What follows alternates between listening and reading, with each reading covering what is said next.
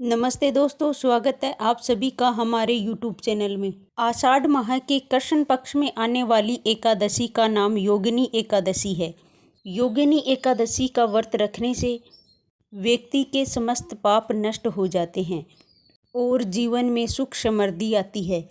व्यक्ति इस व्रत के प्रभाव से इस जीवन में सभी सुखों को भोगकर वैकुंठ लोक में जाता है।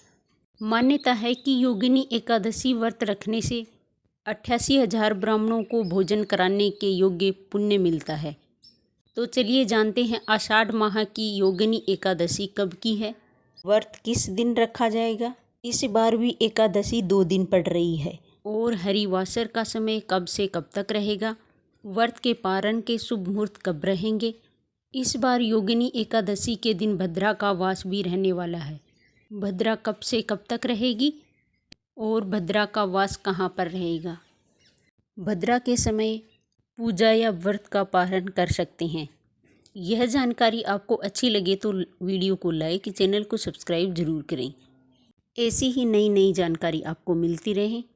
एकादशी व्रत के ठीक एक दिन पहले दशमी तिथि का नियमों का पालन भी किया जाता है। व्रत रखने वाले सभी व्यक्तियों को दशमी तिथि को सात्विक भोजन करना चाहिए। सूर्य अस्त के बाद भोजन ग्रहण नहीं करना चाहिए। तुलसी के पत्ते दशमी तिथि को ही तोड़कर रख लेने चाहिए। कन्याओं और महिलाओं को दशमी तिथि के दिन ही सिर से स्नान कर लेना चाहिए। एकादशी के दिन सिर से स्नान नहीं किया जाता है। दशमी तिथि को ही तुलसी जी में जल चढ़ाना चाहिए। एकादशी को तुलसी में जल नहीं चढ़ाया जाता। इस बार एकादशी प्रारंभ होगी 21 जून शनिवार को सुबह 7:19 से और एकादशी 22 जून सुबह 4:27 पर समाप्त होगी। ऐसे में इस बार योगिनी एकादशी का व्रत 2 दिन रखा जाएगा, 21 जून शनिवार को और 22 जून रविवार को। रविवार के दिन एकादशी पड़ने वाली दूजी एकादशी या वैष्णवी एकादशी कही जाती है। सबसे बड़ी यह बात है कि 22 जून रविवार को पड़ने वाली एकादशी त्रिस्पर्शा एकादशी होगी, यानी इस दिन 3 तिथियों का मिलन हो रहा है। ब्रह्म मुहूर्त में एकादशी तिथि और दिन में पूरे दिन द्वादशी तिथि और द्वादशी लगते ही त्रयोदशी भी प्रारंभ हो जाएगी। हमारे घर में त्रिस्त्रीपा एकादशी का उतना ही महत्व है जितना निर्जला एकादशी का है या अन्य कोई साल की सबसे बड़ी एकादशी का महत्व है। यदि आप व्रत रखना चाहते हैं तो 22 जून वाली एकादशी के दिन व्रत रखें, फिर आपको भगवान विष्णु की असीम कृपा प्राप्त होने लगेगी। 21 जून ब्रह्म मुहूर्त सुबह 4:10 से 4:58 तक रहेगा। इस दिन सूर्य उदय होगा 5:46 पर और सूर्य अस्त होगा शाम 7:11 पर।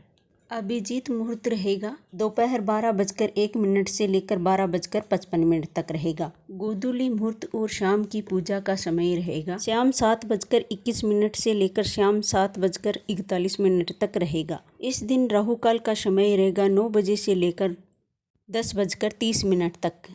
इस बार भद्रा काल का समय रहेगा 20 जून शुक्रवार को रात 8:36 से और 21 जून शनिवार को सुबह 7:19 तक रहेगा। इस बार भद्रा का साया स्वर्गलोक में रहेगा, इस कारण पृथ्वी पर अशुभ नहीं रहेगा।